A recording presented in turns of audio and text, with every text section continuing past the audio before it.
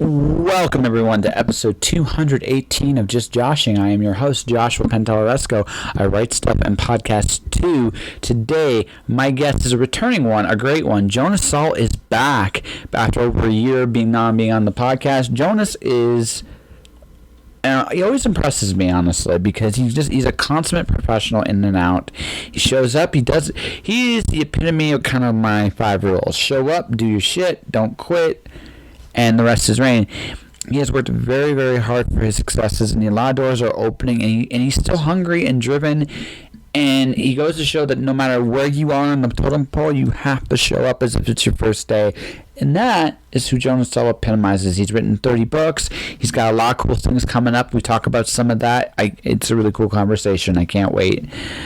Man, I only got... after this episode, there's only 2 more for the year. Conor McCreary, which will be on Thursday, and Junkies Rush, which is my Christmas episode, December 24th. And I'm going to be off until January 3rd, with my guest being a certain science fiction Hall of Famer. But, so...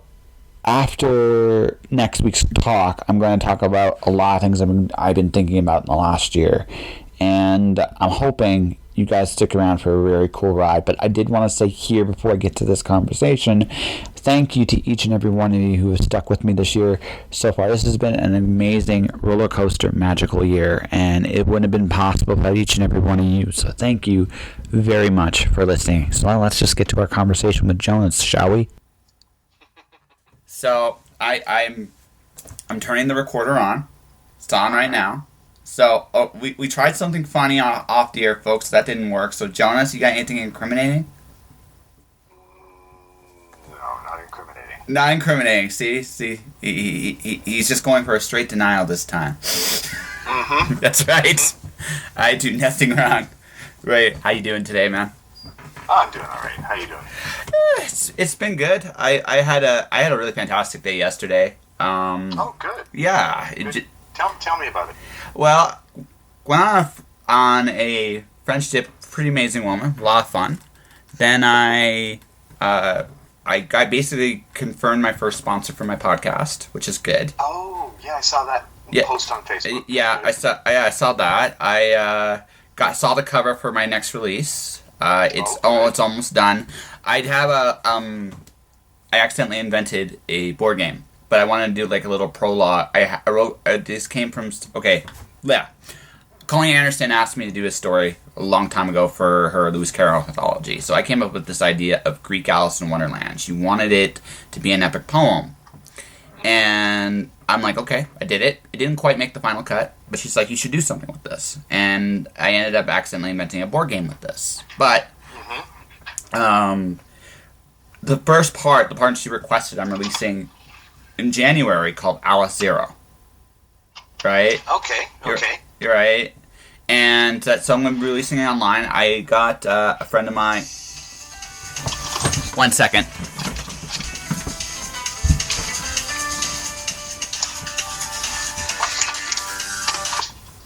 Hello?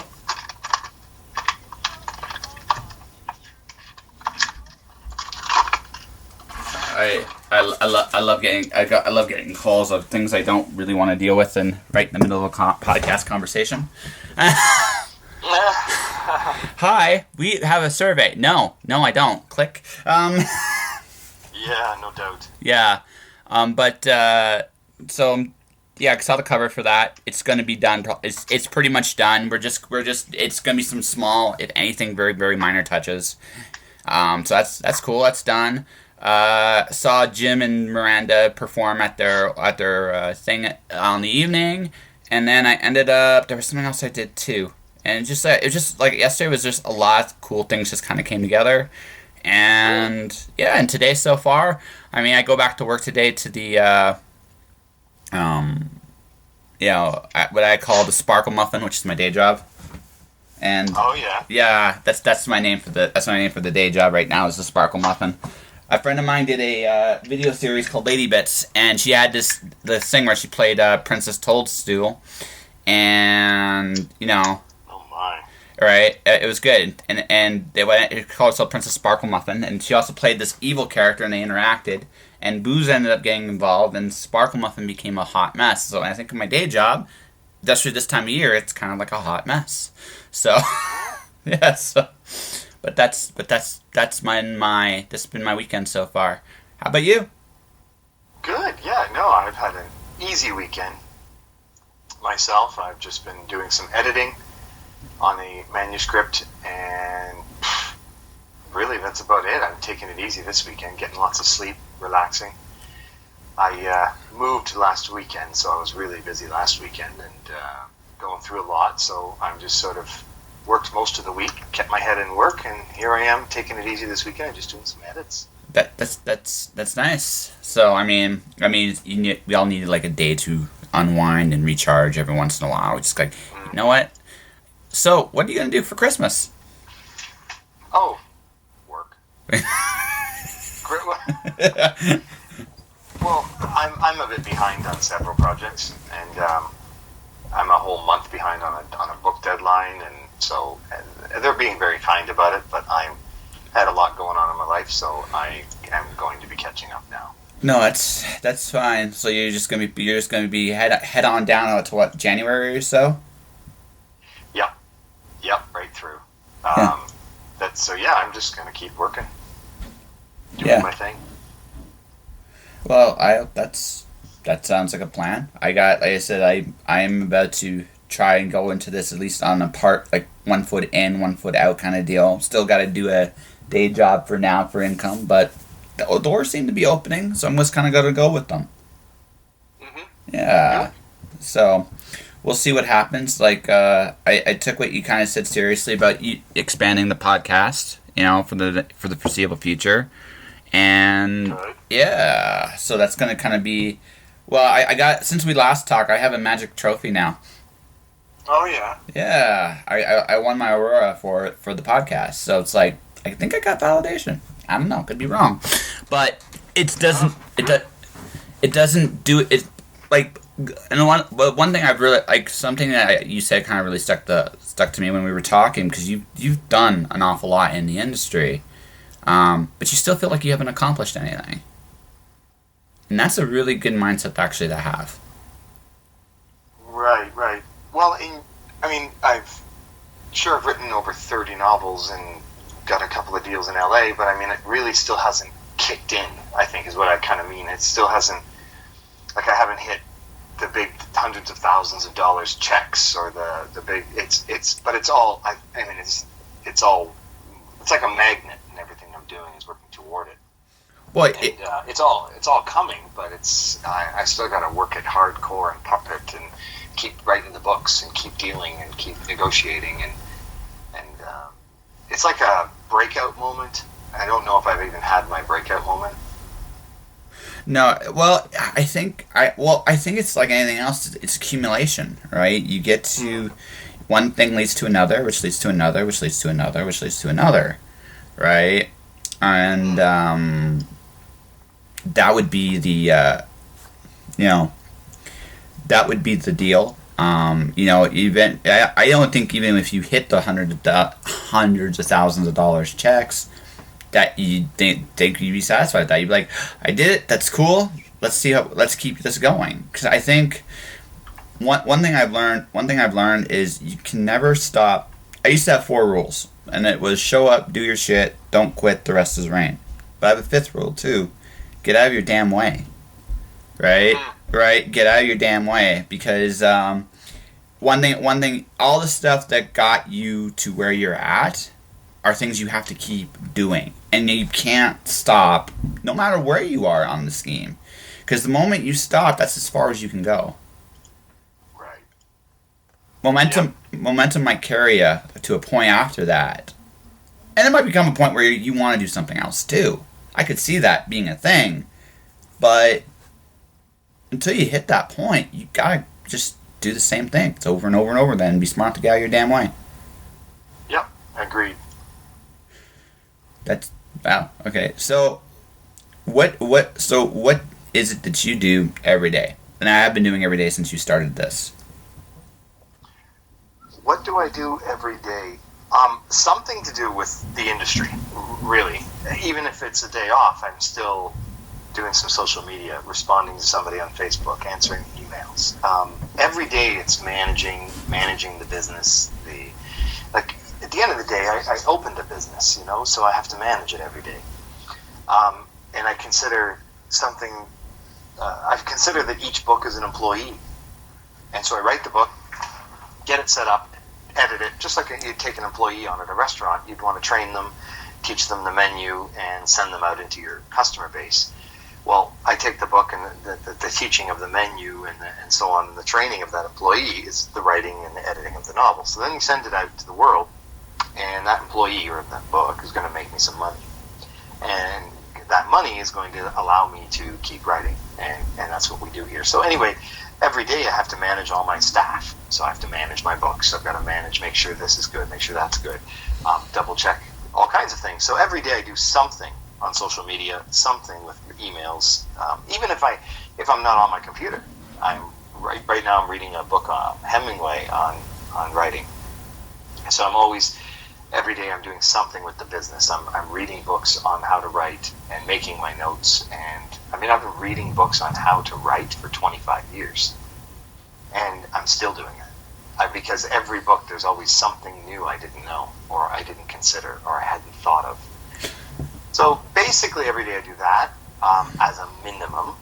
But above that, I do word count. Or right now I'm in the middle of an editing project. So for the next 5 to 7 days, I'm going to finish this editing project and send it back to my publisher. So I'm not actually writing any new words. I won't be writing any new words till second week of January. Because I've got 2 other manuscripts to edit after this one. That sounds. I always felt that's a little misleading. You're always, because when you're editing work, you always do add new things and subtract new things, but what happens is it's the same project, so it doesn't quite have the new car smell anymore. You're not building a new house. You're reinforcing or restructuring the current one. Mm-hmm. Right. Okay. Yeah, makes sense. Although this project I'm editing isn't my book. I'm editing for a publisher. I'm a proofreader. So the books I'm editing are jobs. That I've been hired to do. So you're more like a foundation tester here. Does it work here? And you're like one of those people that hit the wall with like a hammer, thunk, and where holes are, or just like where you find holes with your hammer, you're like, okay, that needs to be fixed, right? Mm-hmm. The only good thing about doing this is if a manuscript's really, really, really holy, the roof won't collapse on you. Yeah, that's true. Yeah, that's about it though. So you're a proofer as well. Okay. So, have you done any anthologies yet? Like, or you've edited your own project anthologies? Because I feel you'd enjoy that. No, I haven't. I would enjoy that though. I want to do all those things, but no, I haven't done any anthologies. Huh. Maybe a future project. Yeah, well, no, it would be. I think with you, I think it'd be a lot of fun because I get the feeling with you that you. I'm not going to say necessarily have this feel like obligated to give back, but more like it'd be a chance for you to actually bring people up and develop some people. It'd be kind of like a neat little, like, okay, it's my name's on there. It's cool. It will sell X amount because my name's on there. Let's see if we can build someone out. Mm-hmm. Right? Yeah, and that is a lot of what I do. It's really more of a support network. Supporting other writers. Doing Blue Pencil is one of my favorite things to do at conferences. I really like to see where writers are at, see their structure, their voice, tension, pace, and discuss it with them one-on-one. I really love to, I guess you use the words, give back. Most of the reason is when I started, and I didn't know anyone, and I went to my first conference, there were other popular published authors that were giving back. And I was very moved by that emotionally. I thought that was a beautiful gesture to young writers who really didn't know their way. And I was still learning the process of a query letter and so on and so on. And this was like 15 years ago, and for me. And so I always said to myself, hey, you know what, if I ever get out there and I can write 5 books or 6 books and somebody will buy my books and I get to a place where I know something I can share, I'm certainly going to do that. And so here we are, and I do go to conferences and I do freelance edit, and I do blue pencils, and I just love to give back as often as possible. We've even got a writers group here in Kelowna. There's 2 different ones that I go to every month and give back as much as I can. Yeah. Well, because it's a lonely journey, like for all of us on some level or another. Like we all start, it's just us. I remember like the worst nightmare for me when I was a kid was, well, what do you think of my story? It's good. Okay. And it's good. Oh God. You can't help me. Right? Yeah. And you know, it's one of those things where it's one of those things where I'm popular. I'm sorry. No, it's fine. Yeah. I'm popular. I'm sorry. Yeah. It's just like because trying to get feedback to get better is one of the hardest things, and I think the more established you are, I mean, it's. But from an ego standpoint, just purely from a purely ego standpoint, right? You've done incredible success with what you're doing. I might be like a guy like me. I might be able to point out a small thing here and there, right? But I have no business telling you how to write, right? But for you, I mean, you always have to have peers or people that are on your level that can call you on your crap, and that's like that must get harder for you. Interesting thought process, but for me, it's I don't know if it's about getting harder. For me, as an editor and author, I can't self-edit, so I still have to send my work out to other editors, which is fine. That being said, I do get comments back from my editors on my writing, and I shake my head, how did I miss that? How did I miss that? Because I can't self-edit. So my point is, I find it very humble when it comes to advice. I actually really enjoy advice because you just don't know what the guy's going to tell you, or the girl, or whoever. So I really do welcome it. Now, if they tell me something that they just haven't learned the process, and I hear it, and I'm like, oh, no, that's actually not true, or that doesn't work, I disregard and move on. But it doesn't really get too hard. I really enjoy advice of others. Well, you know, advice. Yeah, advice would. I think you always have to be kind of open to, because I mean, we all can we always can get better. It doesn't matter who we are. We always can get better. And I find the more you know about something, the more you realize you don't know about anything. It's like, so. I mean, is there like points with you at this point where you're like, I still don't know what I'm doing?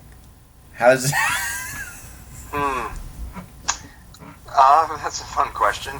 The answer would be no. No. When I'm editing, I do know what I'm doing, and I edit. And I mean, I'm editing a manuscript right now where this person has often, they're misusing present participles. Yes. And they're misusing them, and so I just know how to fix those things, and so I just know what I'm doing. But when I'm writing a book too, I don't even think about things like that. I just know the plot and the characters and where I'm going with it, so I just write it. And I don't think about editing or grammar or structure when I'm writing. I just word vomit. And then I go back with that in mind when I'm rereading. But do I ever have moments where I don't know what I'm doing? Not anymore. No. I did a lot when I was starting. But I've just written 30 full-length novels, and by the end of the year I'll have 35 or 34. I've got 4 books coming out this year from different publishers. That's a lot of books. Like one a quarter? Yeah. I don't have the dates yet, but I know that Adaptive Books is bringing out my Sarah Roberts book 2. The book 2 to the Future is written. I should have a title and a cover within a couple of weeks or early January, and I know that Vesuvian, another publisher of mine, is bringing out part 2 to The Immortal Gene, and I also have a book with a DNA enhancement clone book that's almost done, and will be going to the publisher in January, and I understand the date for that. They're speeding that one up for several reasons, so that one will be coming out late 2019, and I've got a book called The Drowning that's coming out in 2019. So if I don't have a publisher for that one, hasn't got a publisher yet. But if I don't get one, I'll self-publish it because I'm a hybrid author. Yeah. So I've got lots going on this year, and I never really get stuck with I don't know what I'm doing. Yeah. And it's not that I'm not all seeing, all powerful or something. I'm not saying that. He really is, folks. He's lying. Yeah. No, I'm just kidding. Yeah, it's an industry I've been in for 20 plus years. Oh yeah. I've just been doing it so long that I just go to work every day. Well, it's also, I think, just you know who you are as a creator, like what your strengths are, what your voice is, what you're trying to say, and so it's almost like you have your own toolbox built at this point. Yep, I'd agree. Yeah. So I just go to work every day with my tools, like a plumber or a guy working on framework of a house or something. Every day he just gets up, puts on his tool belt, and goes to work, and he knows what he's doing. He's been building houses for 20 years. That's all it is. Yeah. So I guess I'll ask a fun one. So because I find this is just generally good for my writing. Every once in a while I try to write something that's outside my comfort zone. Do you do the same thing? I would say yes. I didn't do that too much with my Sarah Roberts series. I have 20 books in the series. Book 20 came out in May of this year. And with that one, I was not pushing the envelope as much as I could have at the end. I guess what I'm saying is there was always something new and exciting, but out of my genre or, something radical, no. So that's why I went to The Immortal Gene, because The Immortal Gene is the standalone right now, book 2 coming later this year, but that one's science fiction based. I never write science fiction. So, and this DNA enhancing clone book that's going to be finished and going to my agent in mid-January, again, that's even further out of my wheelhouse. It's really out of there, actually. I never write like this. So I am doing that now. And The Drowning that I'm going to be finishing this year is a book very Robin Cook-ish, pandemic. It's this thing is turning people into zombies, and it's really multi-genre, and it's crazy stuff. It's nowhere near my Sarah Roberts series or some of my earlier work from 2010 and 11 and 12, like The Threat or The Spectre. Those are just crime dramas with lots of tension and thrillers. Somebody's murdered, they're trying to figure it out, someone else is chasing someone, and it's a lot of fun, but this new stuff is crossing genres and out of my wheelhouse for sure. Yeah, so you keep expanding as you keep going. So, is there any... Growing, yeah. Yeah, as you keep growing. So, any genres you've wanted to write that you haven't yet? No. Well, wait, maybe. A little bit of horror. I've always wanted to write horror. But I have, but only in short stories. I've done horror short stories. I've done 15 or 20. But only short stories. I've always wanted to write a horror novel. And The Immortal Gene was the closest for me, but it was still considered science fiction thriller. It wasn't horror. But that is a genre I want to try one day. So kind of like the Alfred Hitchcock kind of horror, the Stephen King kind of horror, a little gorier. No, not even Saw or Hostel, not that kind. More like the Insidious or The Conjuring. Okay. Something where there's a dark element in the background, and it's getting worse and worse and worse, and there's more fear, and there's more, people hunting, and there's more. It's really scary, and then you find out, that something else is going on. And those kinds of horrors are my favorite. Yeah, no, I really, The Conjuring's really fun.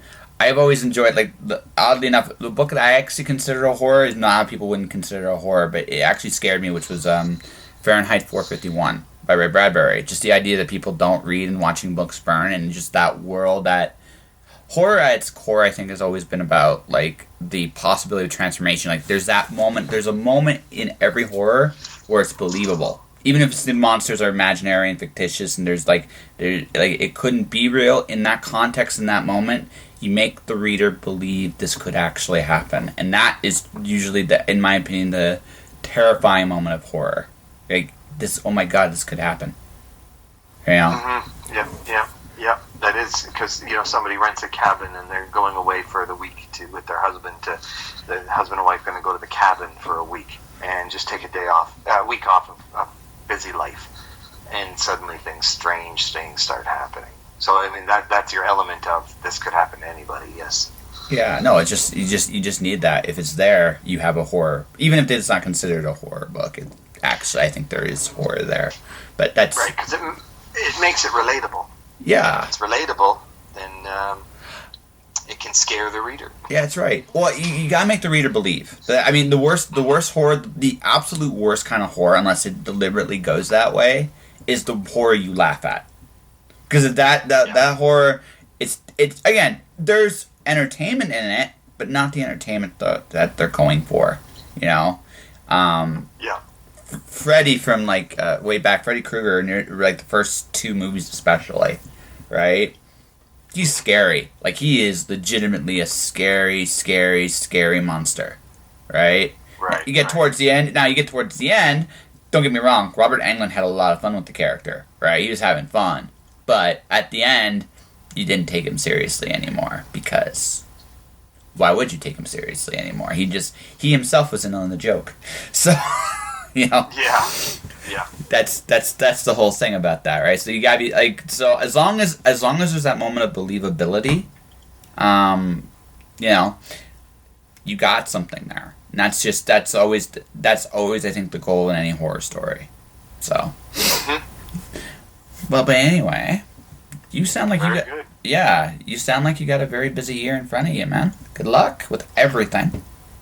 Well, thank you. Yeah, and I've got lots of conferences. Going to Creative Inc. in March, and going to Calgary August for the When Words Collide, and Portland, Oregon in August. Going to North Carolina in September. Two conferences in May.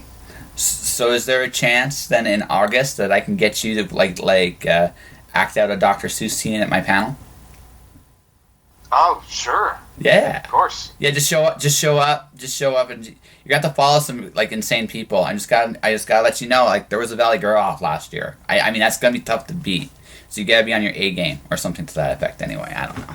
I'm certainly willing to try. I'm in for anything. Yeah, that's cool. No, yeah, just come on out. I wish you the best. It sounds like you got a very full year in front of you, and. I wish you nothing but continued success. You're definitely going in the right direction. There's nothing that can be said there. Yeah, just go. Good luck, man, and I hope you get what you want. So. Well, I appreciate that. Good. It's always good to chat with you. Yeah. Always good. So, what's your next? So, why don't we do it like this? First off, Merry Christmas. This is literally going up tomorrow. Yeah. So, Merry Christmas. 1. All right. And 2. What's your next book coming out? And how can people find you? Okay. Next book coming out, the only one I can say is coming out with absolute certainty because the other ones are still in contract stage, is The Future is Written Book 2. That is all done, all edited, all ready to go. The publisher has it. They're finalizing title and cover. And I know that's due for 2019. I just don't know the date. So The Future is Written Book 2 is coming, and 3 other novels next year. And again, I don't have a title for one of them, and the other one's called The Drowning, and the other one is the Book 2 to The Immortal Gene, which is called The Target. So at this point, it's tentatively called The Target. So we'll see. But The Future is Written Book 2 is 100%. That's coming out next year. So how they can find me, the best place to find me is jonassaul.com. Because at jonassaul.com, you see everything you need there: book covers, synopsis, everything. Amazon links, everything you need. My appearances are listed there, where I'm going to be, when. It's all up to date. So it's exciting. We're doing writers' retreats this year and multiple conferences, and at least 10 different places I'll be traveling to this year, plus a couple of trips to Los Angeles for finalizing certain contracts and so on. So yeah, lots happening. I'm even doing the book fair in New York in May. That's awesome. Just constantly going. Yeah, that sounds really cool, man. All right, hold on a second here. And that was my conversation with Jonas Saul. I'm going to definitely put Jonas on the spot next year with the Dr. Seuss off. I'm going to try to make him say something funny. If Jonas, you're listening to this, it's a little joke from when I tested this out on you. Hopefully you'll have some A material ready, or at least some dad material. I'll be cool with that. Anyway, Jonas has definitely got some big stuff coming up next year, and you should definitely check him out. He's an amazing author, amazing human being, and honestly, very cool dude. Like, very, very cool dude. All right. And that will do it for this episode for Just Joshing. You can support the podcast in a number of different ways.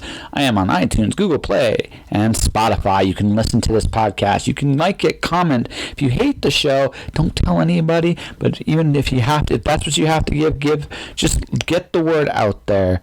Just Joshing is coming. The Watcher, Storm Dancer, Wandering God, Courtesy of MiraboleBooks.com, MirabolePublishing.com, I should be specific about this, is available now. You can go to their site or his books. You can go to Amazon, Kobo, wherever you'd like. Pick them up, read them, review them, tell people they're awesome. I appreciate that. My YouTube channel is Joshua Pentolaresco. You can find me on Twitter at jpentolaresco, Instagram at jpentolaresco. Come say hi, say I'm awesome and may achieve, say I suck. It doesn't matter. Just come say hi, be yourselves. Go for what you're going for. Stay inspired. Be passionate. Don't give yourself any outs. All right. Thanks for listening. Josh. Shush.